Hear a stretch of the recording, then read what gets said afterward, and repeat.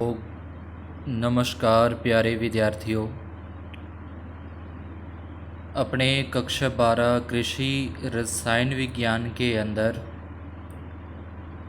अध्याय नंबर 3 मृदा collide start करने जा रहे हैं।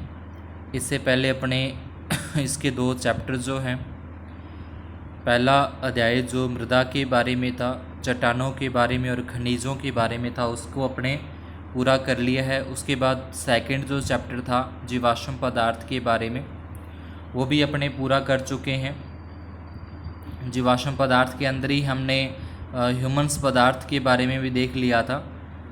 और आज अपने जो तीसरा अध्याय है मृदा कोलाइड्स, तो ये मृदा कोलाइड है, ये पहला और दूसरे दोनों पाठों पे ही डिपेंड है। क्योंकि अगर अपने को जीवाश्म पदार्थ के बारे में पता होगा, ह्यूमन्स पदार्थ के बारे में पता होगा, तो ही अपने को मृदा कोलाइड है उसके बारे में समझ में आएगा। तो सबसे पहले अपने देखते हैं कि जो कोलाइड शब्द है वो कहाँ से लिया गया और उसका अर्थ क्या होता है। तो कोलाइड शब्द का ग्रीक भाषा के शब्द कोला, जिसका अर्थ है गोंद, और ओड्स का अर्थ है समान। यानी कि जो कोलाइड शब्द है वो अपने को एक तो ध्यान रखने की ग्रीक भाषा के शब्द से लिया गया है, और ग्रीक भाषा के भी कोला, और कोला का जो अर्थ है वो गोंद, और ओड्स का अर्थ है समान। यानी कि जो गोंद के समान जो पदार्थ होता है उसको कोलाइड्स कहा जाता है। इसके बारे में थॉमस ग्राहम 1861 के अंदर, जो कि कोलाइड रसायन के जनक माने जाते हैं, इन्होंने इसके बारे में बताया था। थॉमस ग्राहम ने 1861 में कोलाइड्स के बारे में बताया था कि जल विलेय पदार्थों को जंतु झिल्ली में विसरण के आधार पर एक तो क्रिस्टल लाभ और एक कोलाइड्स में विभक्त किया गया। जो जल विलेय पदार्थ होते हैं, जल में घुल जाते हैं जल विलेय पदार्थ, उसको जो जंतु झिल्ली और पादप झिल्ली आपने देखा होगा, जो मनुष्यों के अंदर होती है झिल्ली होती है जंतु झिल्ली। जंतु झिल्ली में विसरण का मतलब होता है कि उसमें से जो ये जल विलेय पदार्थ है, उस जल विलेय पदार्थ को जंतु झिल्ली में से छानकर देखा था उसने। जैसे अपना पानी होता है, पानी को अपने छलनी में से छानकर जो कीटाणु वगैरह होते हैं, सूक्ष्म जीव, उसको अलग करते हैं, जो अशुद्धियाँ होती हैं उनको अपने अलग कर लेते हैं। तो इसी प्रकार से उसने जंतु झिल्ली में से उसने उसको गुजारा जो जल विलेय था। तो इसके आधार पर वहाँ पे उसने 2 प्रकार के पदार्थ देखे। एक तो वही पदार्थ जो उस जंतु झिल्ली में से आर पार हो गए, और एक ऐसे पदार्थ जो जंतु झिल्ली में से आर पार नहीं हुए। तो वे पदार्थ जो झिल्ली में आसानी से विस्तृत हो गए, यानी कि उसमें से आर पार निकल गए, आसानी से उसमें से आर पार निकल गए, तो उसको नाम दिया गया क्रिस्टल लाभ नाम दिया गया है। वे पदार्थ जो इस जंतु झिल्ली में से आसानी से विस्तृत होते हैं क्रिस्टल लाभ कहलाते हैं, और वे पदार्थ जो इस जंतु झिल्ली में से आसानी से विस्तृत नहीं होते या मंद गति से विस्तृत होते हैं, वे क्या हो जाएंगे, कोलाइड्स कहलाते हैं। तो यहाँ पे सिर्फ कोलाइड्स की परिभाषा ली गई है। कोलाइड्स जो है ये कोलाइड्स की परिभाषा, आगे मृदा कोलाइड्स की परिभाषा नहीं है, ये सिर्फ कोलाइड्स की परिभाषा अगर आपसे पूछता है तो बता देंगे कि वे पदार्थ जिनके विलयन का प्रासरण अति मंद गति से होता है या पूर्ण रूप से विस्तृत होने में असमर्थ होते हैं, कोलाइड्स कहलाते हैं।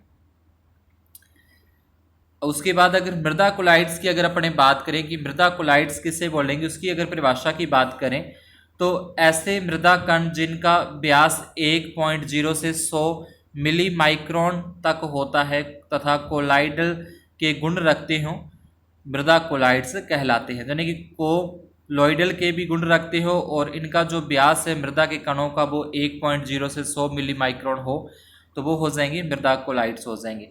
कणों के व्यास की उच्चतम सीमा 500 मिली माइक्रोन होती है। कोलोइड के कण इलेक्ट्रॉन सूक्ष्मदर्शी में ही दिखाई देते हैं। तो अगर पूछे किस में दिखाई देते हैं, तो ये इलेक्ट्रॉन सूक्ष्मदर्शी में ही दिखाई देते हैं। इसके बाद है इसके गुण क्या होते हैं। तो पहला गुण आता है इसका विषमांगता आता है। विषमांगता का मतलब जैसे विषमांगता यानी कि अलग अलग का मतलब जैसे ठोस और द्रव हो गए, ये अलग अलग हो गए, ठोस और द्रव। यानी कि एक ठोस है और एक द्रव है। जो अपने जल है वो तो अपना क्या हो जाएगा, द्रव हो जाएगा, लिक्विड हो जाएगा, इसमें अपने कोई पदार्थ डाल रहे हैं तो वो क्या हो जाएंगे, ठोस हो जाएंगे।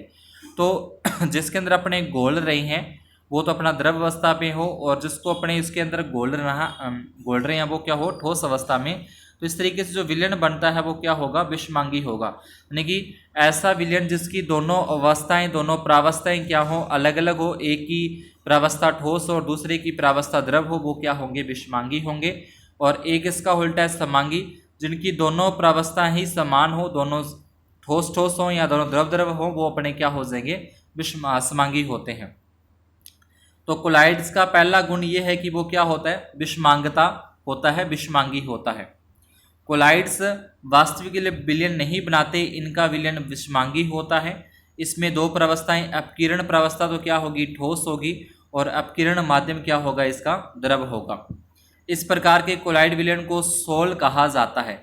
सोल क्या होता है, जिसमें ठोस अवस्था होती है और कौन सी होती है, द्रव अवस्था होती है। यानी कि जो माध्यम होता है वो ठोस होता है, जो अपकीर्ण प्रावस्था होती है वो ठोस होती है, तो उसको क्या बोला जाएगा, सोल बोला जाता है। उदाहरण के लिए अगर माध्यम जल है तो विलयन को हाइड्रोसोल कहा जाता है। यानी कि जल, जल मतलब क्या होता है, हाइड्रोक्साइड, तो इसके साथ में सोल लगाते हैं कि हाइड्रोसोल बन जाता है। उसके बाद है विस्तरण है, तो विस्तरण यानी कि आर पार गुजरना जो होता है, तो अर्धपारगम्य झिल्ली में विस्तृत नहीं होते। तीसरा है ब्राउनी गति। ब्राउनी गति का मतलब टेढ़ी मेढ़ी इनकी गति होती है। इनको अगर अपने इलेक्ट्रॉन सूक्ष्मदर्शी में से देखते हैं तो इनकी जो गति है वो टेढ़ी मेढ़ी गति दिखाई देती है। तो इनकी गति कैसी होगी, ब्राउनी गति होगी। तो कोलाइडी कणों के निलंबन को अल्ट्रा सूक्ष्मदर्शी से देखने पर कोलाइडल कण एक टेढ़े मेढ़े ढंग से निरंतर कंपन करते दिखाई देते हैं, इसको ब्राउनी गति कहते हैं। कणों का जो आकार जितना छोटा होगा उतनी ही गति है वो तीव्र गति होगी। तो इस तरीके से अगर अपने अल्ट्रासाउंड के अंदर इसको देखें तो यहाँ पे अपने को इस तरीके की यहाँ गति इसकी दिखाई देती है, टेढ़ी मेढ़ी इसकी गति है वो दिखाई देती है। इसके बाद है विद्युत आवेश। अगर आवेश की बात की जाए तो इस पे ऋण आवेश होता है। ह्यूमन्स पदार्थ है उस पर भी ऋण आवेश होता है, और कोलाइडी पदार्थ है जो मृदा कोलाइड्स है इनके भी क्या होता है, ऋण आवेश होता है, और ये धनायनों को अपनी ओर आकर्षित करते हैं। इसके बाद टिंडल प्रभाव है। टिंडल प्रभाव का मतलब जैसे अपने बंद कमरे के अंदर किसी रोशनदान से देखते हैं तो धूल मिट्टी के कण अपने को स्पष्ट दिखाई देते हैं, एक लाइन के अंदर दिखाई देते हैं, सीधा धूल पट्टी सी दिखाई देती है, वही क्या होता है, टिंडल प्रभाव होता है। टिंडल नाम के वैज्ञानिक ने पाया कि प्रकाश की किरणों का रास्ता नीले रंग से प्रकाशित होता है, नीले रंग से प्रकाशित होता है। जैसे ही अंधेरे कमरे में तीव्र प्रकाश की किरण प्रवेश करती है तो हवा में धूल के कण स्पष्ट दिखाई देते हैं, अतः कोलाइडर के विलयन द्वारा प्रसारित प्रकाश को टिंडल प्रभाव कहते हैं। तो कुछ इस तरीके से यहाँ पे जो टिंडल वैज्ञानिक था उसने कुछ इस तरीके से यहाँ पे प्रयोग इसका किया था, प्रैक्टिकल इसका किया था। इसके आगे अगर अपने देखें, अगला जो गुण है वो अधिशोषण का गुण है। अधिशोषण का मतलब धनायनों को अपनी ओर आकर्षित करना, क्योंकि जो कोलाइडी कण होते हैं वो ऋण आवेशित होते हैं, और ऋण आवेशित अपनी तरफ धनायनों को आकर्षित करते हैं, पॉजिटिव चार्ज को अपनी ओर आकर्षित करते हैं, अपने ऊपर अधिशोषित कर लेते हैं। तो यहाँ से कोलाइडी कणों पर ऋण आवेश होने के कारण धनायनों को आकर्षित करते हैं, और आकर्षित होने के उपरांत जो धनायन कण कोलाइडी कणों पर एकत्रित हो जाते हैं, जिसे अधिशोषण कहा जाता है। उसके बाद अपक्षेपण है।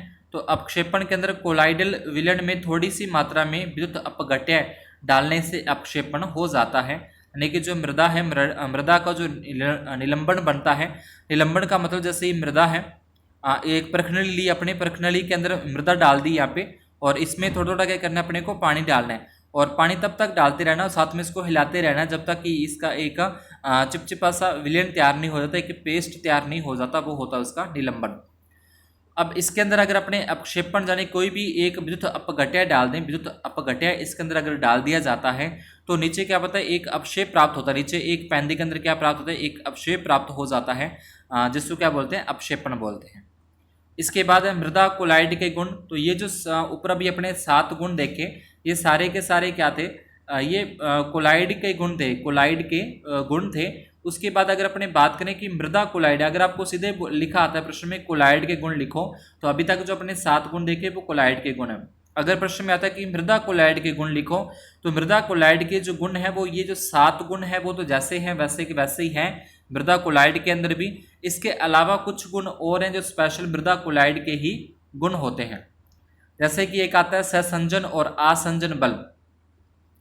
सहसंजन होता है जो समान अणुओं के मध्य बल लगता है वो सहसंजन बल होता है। जैसे कि जल और जल के अणुओं के मध्य लगने वाला जो बल है, यानी कि H2 और H2O के मध्य जो लगने वाला बल है वो तो क्या हो जाएगा, सहसंजन बल होगा। और जो असमान अणुओं के मध्य जो बल लगता है वो क्या हो जाएगा, आसंजन बल हो जाएगा। समान गुणों वाले अणुओं के मध्य आकर्षण को सहसंजन कहते हैं, जैसे जो जल के दो अणुओं के मध्य आकर्षण। इसी प्रकार असमान अणुओं जैसे ठोस अवस्था और द्रव अवस्था के मध्य आकर्षण को क्या बोलते हैं, आसंजन कहते हैं। मृदा कोलाइड्स में यह गुण पाया जाता है। उसके बाद है सुघट्यता है। सुघट्यता का मतलब होता है कि मृदा के ऊपर अगर कोई बल लगाया जाता है, बल लगाने पर उसके रूप के अंदर परिवर्तन हो जाता है, लेकिन बल को हटा लेने पर वापिस वो अपने पहले वाले रूप में आ जाती है। जैसे अपने स्प्रिंग को देखा होगा, स्प्रिंग को अगर अपने दबा देते हैं तो वो इकट्ठा हो जाता है, लेकिन जैसे उसके ऊपर से बल हटाते हैं तो वापस वो अपने पहले वाली कंडीशन में आ जाता है। तो यहाँ पे आ जाएगा सिलिकेट मृदा कोलाइड्स में यह गुण पाया जाता है। बल लगाने पर कौन सी मृदा के अंदर पाया जाता है, सिलिकेट मृदा के अंदर। इसके बारे में भी आगे अपने अध्ययन करेंगे। सिलिकेट मृदा में यह गुण पाया जाता है। बल लगाने पर मृदा एक रूप से दूसरे रूप में परिवर्तित हो जाती है, बल हटाने पर अपनी पहले वाली जो अवस्था है उसी के अंदर वापस आ जाती है। तो सुघट्यता के गुण सबसे अधिक मोंट मोरियोनाइट समूह में, तो सबसे कम कैलियोनाइट में पाया जाता है। तो इनके बारे में आगे अपने देखेंगे, मोंट मोरियोनाइट और कैलियोनाइट के बारे में।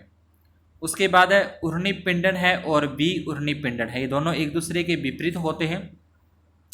जो मृदा का निलंबन बनता है, जैसे अभी मैंने आपको बताया मृदा का निलंबन, उसमें अगर कोई भी विद्युत अपघट्य मिला दिया जाता है, विद्युत अपघट्य मिलाने से जो उसके ऊपर ऋण आवेश था या तो वो कम हो जाएगा या फिर वो समाप्त हो जाता है, और यह एक कण आपस में मिलकर समुच्चय बनाते हैं जिसे उर्नी पिंडन कहा जाता है। मृत्तिका के कणों पर ऋण आवेश रहता है जिसके कारण इसके कण निलंबन में रहते हैं।